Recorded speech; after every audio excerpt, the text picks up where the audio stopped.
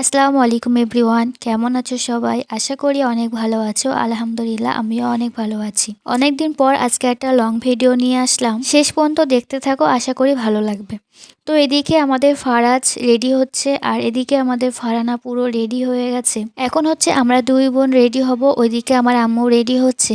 আর আমাদের একটু সকাল সকাল যাবার কথা ছিল, কিন্তু দেরি হয়ে গেছে। কি আর করব, ভাই যেহেতু যাবে না তাই মা ওর জন্য একটু রান্না করছিল বলে দেরি হয়ে গেছে। এখন বাজে হচ্ছে 11টা আর আমরা 11:30 ট্রেন ধরবো আর ট্রেনে করে আমরা যাব। আমি তো মেকআপ করতে একদমই পছন্দ করি না, তাই গোসল করার পরে মুখটা একটু টান ধরছিল বলে বোর্ডিংটা মেখে নিলাম। এদিকে আমরা সবাই রেডি হয়ে বার হয়ে গেছি আর আমাদের ট্রেন টাইম অনেক দেরি আছে।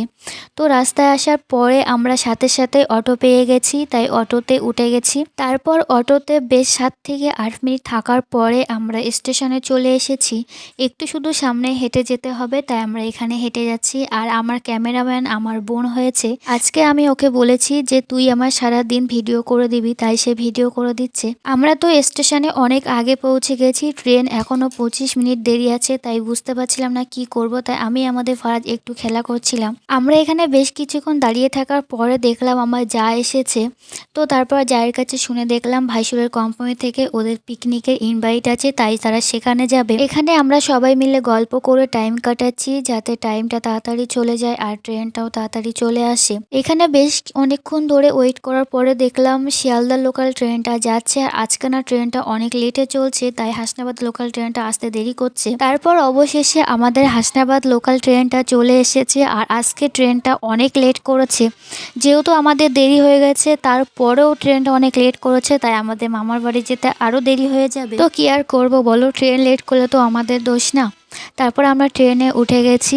আর আমার মামার বাড়ি আমাদের বাড়ি থেকে বেশি দূরে নয়, শুধু আমাদের স্টেশন থেকে মধ্যিখানে আরেকটি স্টেশন ক্রস করে আমরা মামার বাড়ি স্টেশনে নেমে গেছি। শুধু একটু সামনে হেঁটে যাব। তারপর ওখান থেকে আম্মু মিষ্টি নিয়ে নিয়েছে, নিয়ে নেওয়ার পরে আমরা টোটোতে উঠে গেছি। আর স্টেশন থেকে আমার মামাদের বাড়ি যেতেও বেশি দূরে নয়, 4 থেকে 5 মিনিটের মধ্যে আমরা আবার টোটো থেকে নেমে গিয়েছি। এবার আমাদের একটু হাঁটতে হবে, কারণ আমার মামাদের বাড়ি হচ্ছে একটু ভিতরে, তাই আমরা সবাই হাঁটছি। কিন্তু আমার আম্মু দেখো সবার আগে আছে। দেখো বাপের বাড়ি আসার মজাটাই তো আলাদা, যেহেতু অনেকদিন পর ভাই ভাবি সবার সাথে দেখা হবে, তাই হয়তো আম্মুর একটু আনন্দটাই আলাদা। কিন্তু আমরা যে আম্মুর পিছনে আছি এটা হয়তো আমার আম্মু ভুলেই গেছে।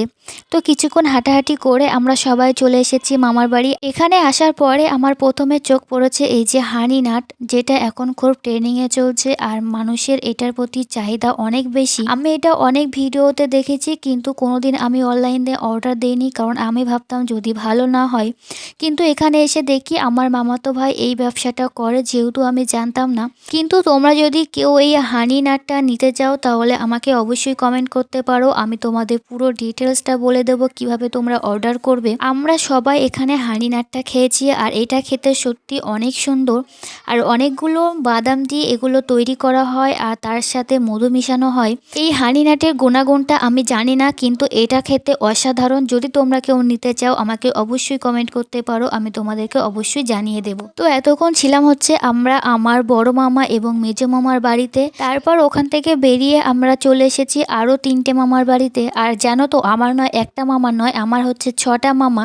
আমার যেহেতু 6টা মামা, তাই 6টা মামা একটা জায়গায় থাকে না, একটা জায়গায় থাকে 2টো মামা, আর একটা জায়গায় থাকে 3টে মামা, আর একটা জায়গায় থাকে একটা মামা। তো এখানে আরেকটা মামার বাড়ি এসে দেখি মাইমা ছাদের উপর রান্না করছে, নিচেই নেই। তো পাশের ঘরটা হচ্ছে আমার সেজো মামার বাড়ি। তো সেজো মামার বাড়িতে গিয়ে এখন সোয়েটারটা খুলবো। আর আজকে দুপুরের লাঞ্চটা আমরা সেজো মামার বাড়িতেই করব।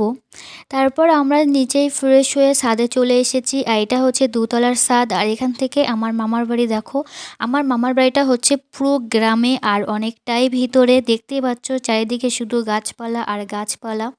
আমার মামিমা যেহেতু ছাদের উপরে রান্না করছিল, তাই আমরা সবাই ছাদে এসেছি মাইমার সাথে দেখা করতে। আর মাইমা ওদিকে রান্না করছে, আমরা এদিকে মাইমার যে এই যে ছোট ছোট মুরগির পিলে আছে সেগুলো নিয়ে খেলা করছিলাম।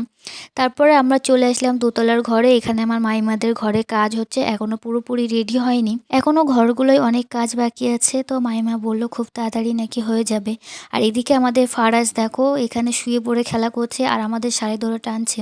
আর তোমাদের তো বলাই হয়নি, আজকে না আমি আমার আম্মুর শাড়ি পরেছি, কারণ তোমরা তো জানো আমি যখন আব্বুদের বাড়িতে এসেছিলাম তখন চুড়িদার পরে এসেছিলাম, কোনো শাড়ি টাড়ি নিয়ে আসিনি। তাই আজকে আম্মুর শাড়ি পরেছি আর আমরা দুই বোন সেম শাড়ি পরেছি। আমার বোনের শাড়িটা হচ্ছে কালো কালার আর আমার শাড়িটা হচ্ছে হলুদ কালার। তারপর আমরা এখানে দুপুরবেলা খেতে বসে গেছি। মাইমা অনেক কিছুই রান্না করেছিল, তো আমরা খাওয়া দাওয়া করে নিয়েছি। শেষে এখন মিষ্টি খাবো, মিষ্টি খেয়ে আমরা দুপুরে খাওয়াটা কমপ্লিট করে নেব।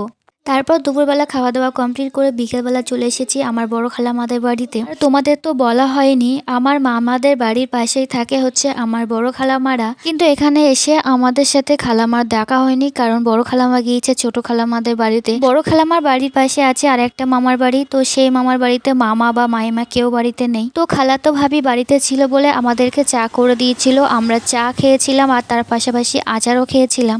বড় খালামাদের বাড়ি থেকে বেরিয়ে আমরা আবারও চলে এসেছি মেজো মামাদের বাড়িতে। এখান থেকে আমরা সোজা এখন বেরিয়ে যাব বাড়ির জন্য। এখানে সেখানে আমরা কোথাও দেরি না করে সোজা চলে এসেছিলাম স্টেশনে, আর এখান থেকে এখন ট্রেনে উঠবো আর সোজা চলে যাব বাড়িতে। ট্রেন থেকে নামার পরে সবাই বলছিল ফুচকা খাবে, তাই আমরা ফুচকার দোকানে চলে এসেছি। আর এখানে আমাদের ফারাজকে জিজ্ঞেস করছি কি খাবি, তো সে বলছে ফুচকা। তো খাওয়া দাওয়া শেষ করে এখন সোজা চলে যাব বাড়িতে, আর কোথাও দেরি করব না কারণ সন্ধে হয়ে গেছে। এদিকে দেখো এরা দুই ভাই বোনের কত ভালোবাসা যে গলা জড়িয়ে হাঁটছে। আমরা বাড়িতে চলে এসেছিলাম, অনেকক্ষণ হয়ে গেছিল। আর এদিকে আমার আম্মু পিঠে করা শুরু করে দিয়েছে। আজকে হচ্ছে আমাদের বাড়িতে তেলের পিঠে। তেলের পিঠে আমার তেমন একটা ভালো লাগে না, কিন্তু আমার বোন তেলের পিঠে খেতে খুব ভালোবাসে। তো চলো এখন আমরা তেলের পিঠে খাবো। আর আমি ভিডিওটা এখানেই শেষ করছি। আজকে সারাদিনে ভিডিওটা তোমাদের কেমন লেগেছে অবশ্যই কমেন্টে জানিও। আর দেখা হচ্ছে নেক্সট ভিডিওতে। ভালো লাগলে একটা লাইক দিও আর চ্যানেলটা সাবস্ক্রাইব করে